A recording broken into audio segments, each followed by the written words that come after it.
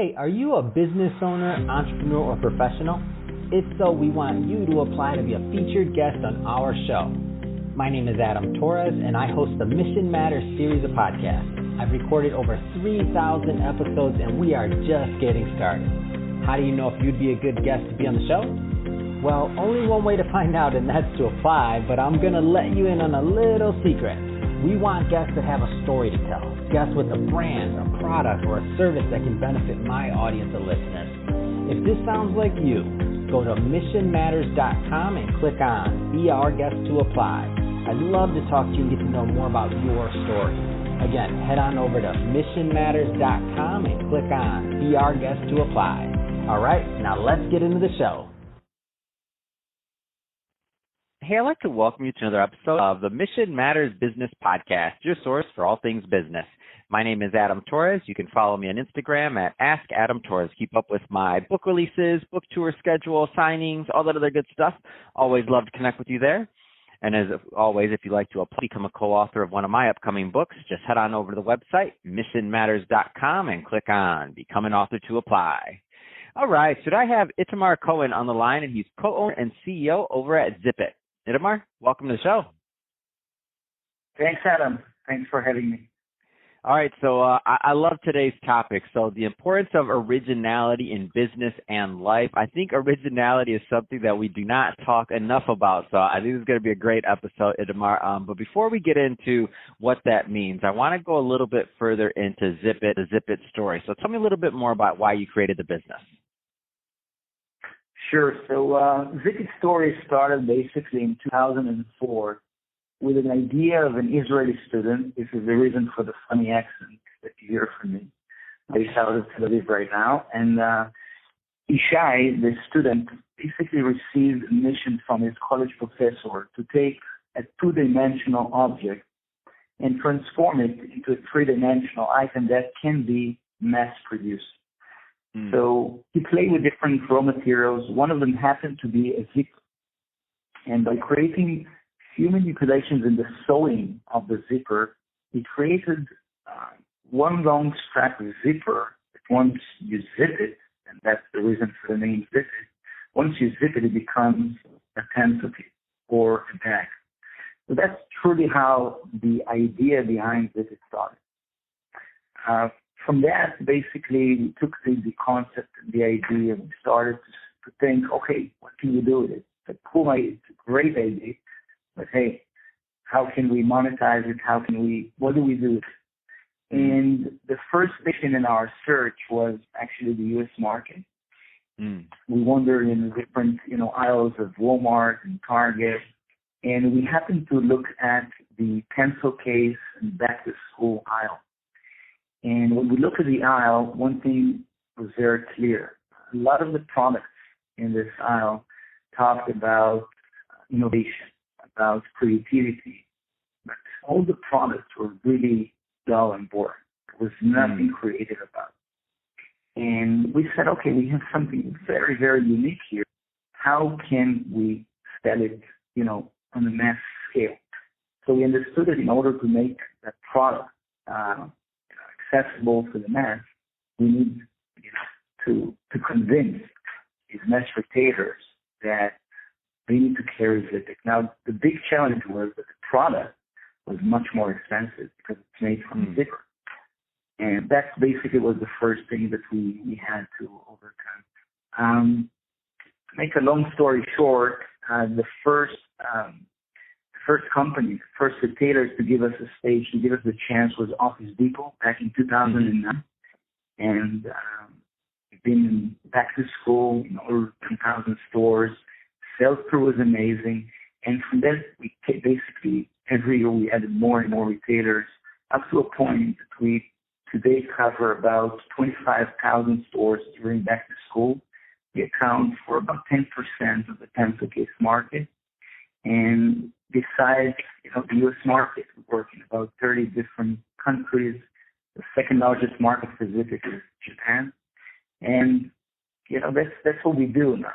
The core belief of Zipit, what stands at the very core belief of our company, is the concept that child imagination, child creativity, the sense of marvel that children have, they all must be nurtured and encouraged.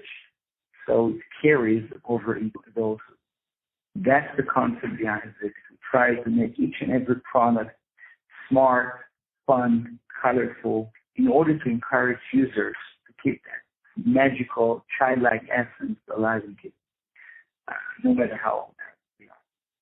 Wow, what an amazing story, and what amazing growth. I mean, it's kind of blowing my mind that like, because you think about it, so Zip It, I mean, not that old of a company compared to the entire pencil case market, right? Like, obviously. So for you to be able to take that kind of market share in this short amount of time, I mean, what do you think, like, is some of the reason that you've just kind of, like, it just keeps growing? You know, I think that if I need to pick just one thing, I would say that it's the startup atmosphere we are able to maintain for many, many years. You know, Israel is known for its startup scene, tons of different high-tech companies. In my background, I worked at different high-tech companies in Israel. The last one was Checkpoint, which, among others, invented the firewall, your computer and mine. And the atmosphere, keeping, you know, a company that is 40 years old, trying to make it truly nimble and lean, in my opinion, can be achieved only by, you know, making sure that the mindset of the team members is very similar to the mindset of a new startup that is just, you know, 1 year old.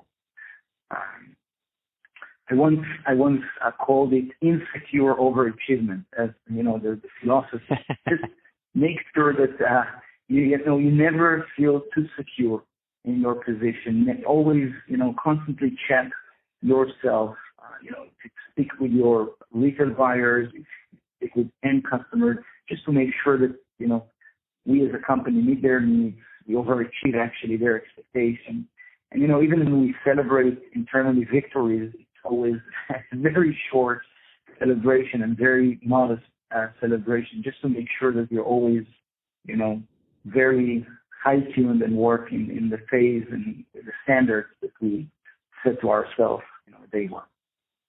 No, I love it. I love it. And I'm looking at the website right now, by the way. So Zip It, it's just-zipit.com, and it's absolutely amazing. Like, I want one of these things. When you said like it keeps you, like, you know, it keeps you, you know, child at heart, or it's fun and it's engaging. Like, these are actually cool. Like, I'm gonna order one of these. I see you have a Black Friday sale going on right now.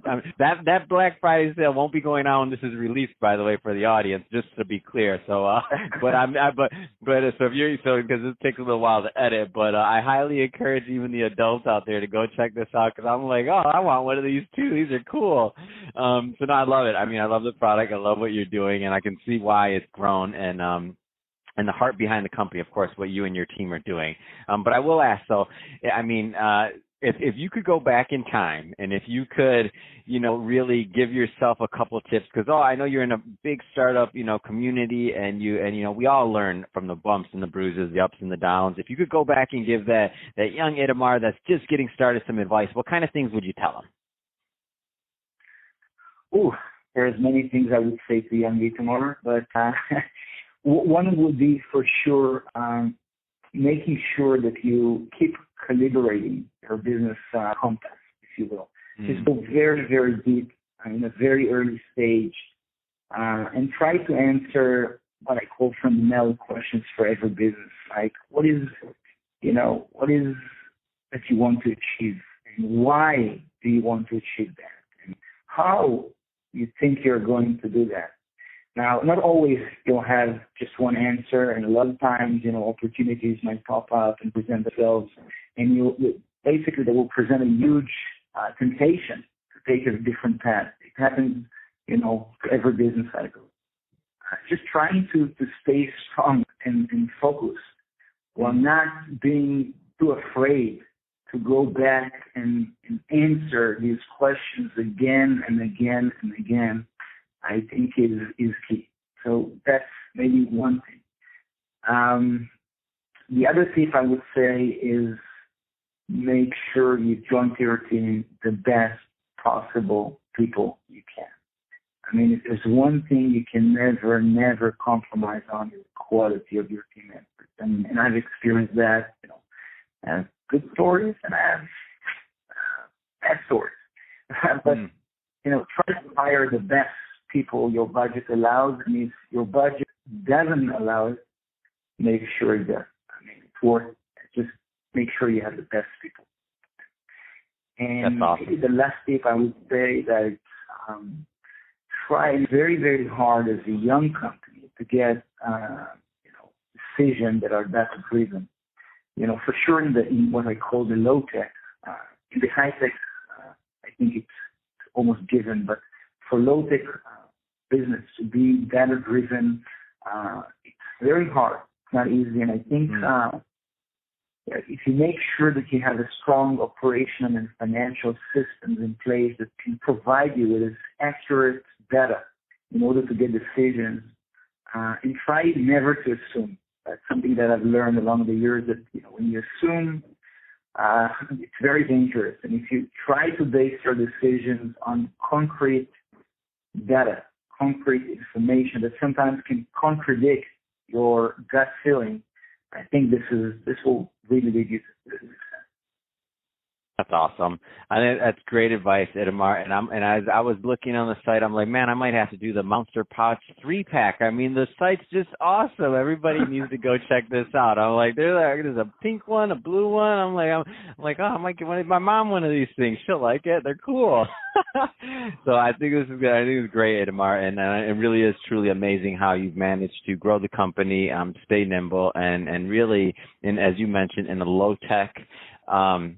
In the low-tech business, to really be data-driven and to be able to accomplish what you have. I mean, it's just a great story that I'm happy to bring to my audience. So, Itamar, if somebody is listening to this and they want to learn more about ZipIt, the company, obviously if they want to purchase the product or anything else, I mean, what's the best way for my audience to do that? So you mentioned earlier in our call our website, and it's just -zipit.com, or you just can Google ZipIt. Will be probably the first thing that will appear on your screen. That's truly the best way to learn more about us and what we do, see the products, and eventually become one of our customers. We'd love it and really appreciate it. Fantastic. Well, Itamar, thank you again for coming on the show today. It's been a pleasure talking to you and bringing this story out to the audience. And to everybody listening, definitely, if you're a first-time listener, hit that subscribe button. We want you to come back and hear some more inspiring stories just like this.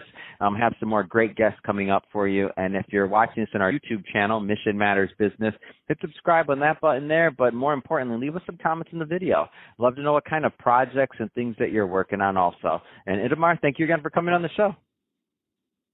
Thanks for having me, Adam. Appreciate it. Thank you.